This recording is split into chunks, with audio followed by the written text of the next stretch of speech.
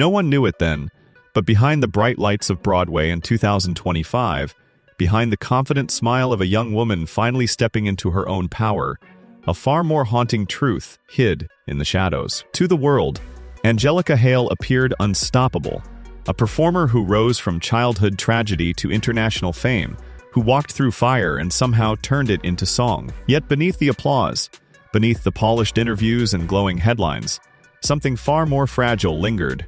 Because Angelica's story was never just about talent, it was about survival, about consequence, about a child who became a symbol long before she understood what it meant to be one. Her lifestyle today, the home she returns to after the curtain falls, the comforts she finally allows herself to enjoy, none of it came easily, and none of it reflects the unseen pressures she carried for years.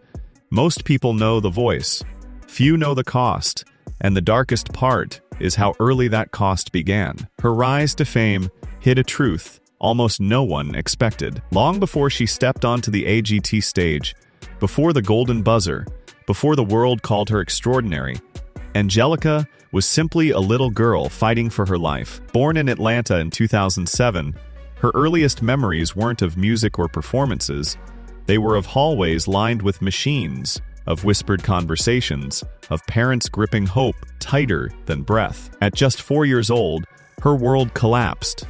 A sudden infection spiraled into a devastating illness. Pneumonia turned severe, complications multiplied, and her small body faced a battle no child should endure. Her kidneys failed, dialysis became routine. Doctors delivered updates with guarded expressions. For many families, this would have been the end of the story. But for Angelica, it was the beginning. Her mother stepped forward with an act of love so profound it defied the odds. A kidney donation that pulled Angelica back from the edge. The surgery marked not just survival, but a rebirth. Something inside the young girl shifted. Her voice began to grow, delicate at first, almost hesitant, but unmistakably powerful. Yet even as her body healed, a new storm quietly formed, because the world would soon see her as a miracle. And miracles are expected to shine endlessly. But what surfaced in the years that followed was even more staggering. Her journey to America's Got Talent started almost as a dream, whispered aloud by a hopeful family. But when she walked on stage at 9 years old, the atmosphere changed instantly. Her presence carried a depth unusual for a child, a softness mixed with quiet resolve. And when she began singing, "Rise Up," time itself seemed to hold still. Behind the cameras, insiders whispered that something about her felt different. Not just talent, but truth, pouring out with a force that stunned even seasoned producers. Chris Hardwick's golden buzzer wasn't just applause. It was validation. It was a declaration that the world had just met a phenomenon. Angelica's performances became viral events. Each week, millions watched, overwhelmed by her control, her emotional clarity, her ability to transform pain into beauty. By the finale, she became the youngest runner up in the show is history. Her life would never again return to quiet.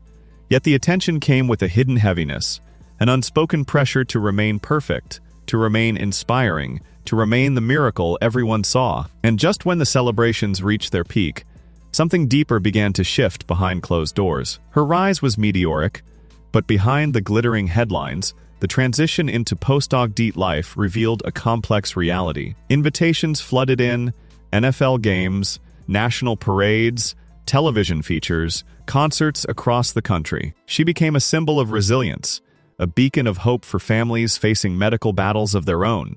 But the pace was relentless. Angelica was still a child, navigating an adult world of expectations, schedules, recording sessions, public appearances, and online commentary that rarely rested.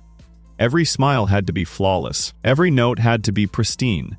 Every decision had the weight of public interpretation. Insiders claimed there were moments when exhaustion shadowed her enthusiasm. The music industry, though dazzled by her voice, also demanded constant evolution, more content, more presence, more maturity than her age should have required. This period shaped her lifestyle in ways few understand. Her home life became a sanctuary, a place where she could breathe without judgment, where she could simply be Angelica, not the headline, not the sensation. But even within that sanctuary, ambition whispered, because the spotlight may burden, yet it also beckons. And the moment that changed everything came when she stepped onto a very different kind of stage. Her leap into Broadway wasn't just a career move, it was a transformation. In Boop, the musical, she found a role that demanded not only vocal mastery but emotional depth, stamina, and artistry far beyond what audiences had seen from her before. Broadway was unforgiving. Rehearsals stretched for hours. Performances were physically intense. The pressure to deliver every night without fail created a new layer of internal tension. Yet something remarkable emerged. Angelica thrived.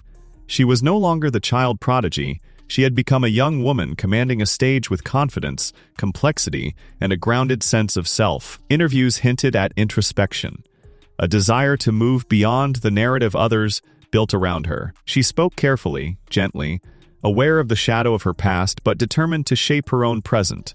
Her lifestyle in 2025 reflected this evolution. A calmer home, a structured routine, spaces designed for recovery and reflection.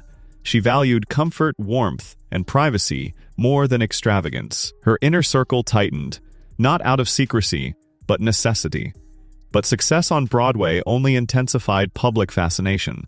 And that fascination soon crept into areas she never intended to reveal. Because just as she embraced her new identity, the world began asking new questions about her private life. As her following grew, so did the narrative surrounding her. Fans adored her, but curiosity spilled into speculation. Rumors about her friendships, her romantic interests, her emotional world, her daily routines, they circulated faster than she could address them.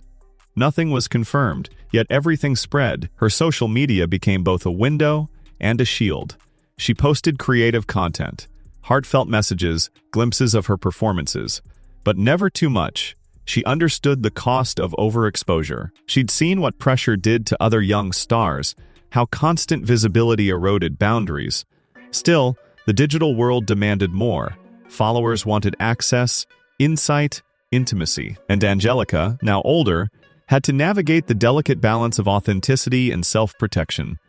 The lifestyle surrounding her grew more curated. She cherished quiet mornings, moments with family, time at home. Her house wasn't a mansion of excess. It was a retreat, filled with soft colors, personal touches, and reminders of everything she'd survived. Yet beneath the serenity, an unspoken truth lingered. Even the strongest voices grow tired of being heard. And just when she finally found equilibrium, a new controversy began swirling. One involving money, perception, and her true value. Public fascination with celebrity wealth is inevitable, and Angelica became no exception.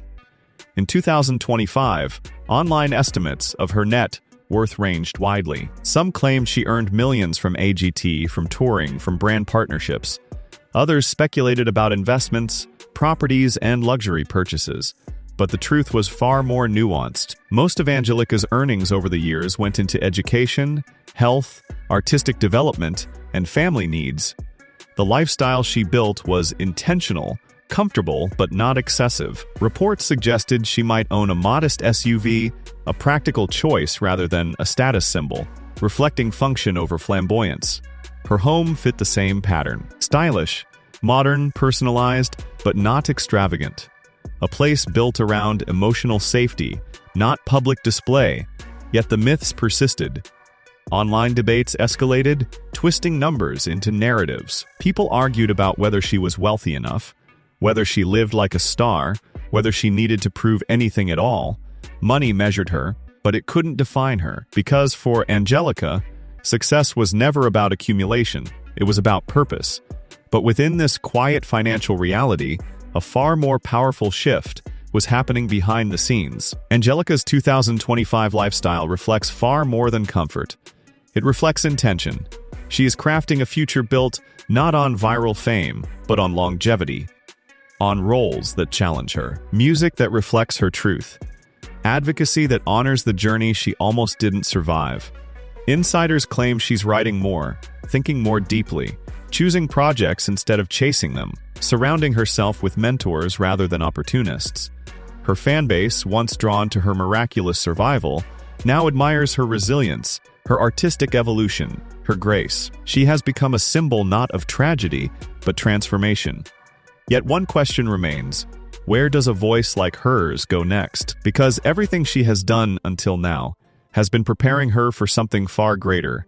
In the end, Angelica Hale's lifestyle in 2025 isn't defined by homes, cars, or numbers on a screen. It's defined by the moments she chooses to protect, the dreams she refuses to abandon, and the quiet strength she carries after surviving what should have broken her. Her story is far from over. Her voice is still evolving. Her path continues to twist in unexpected ways, and somewhere deep within her, beneath the lights, beneath the applause, beneath the expectations, there is a truth she now fully embraces. She was never meant to be ordinary, because miracles don't fade. They grow, they deepen, they rise again, and Angelica Hale is just getting started.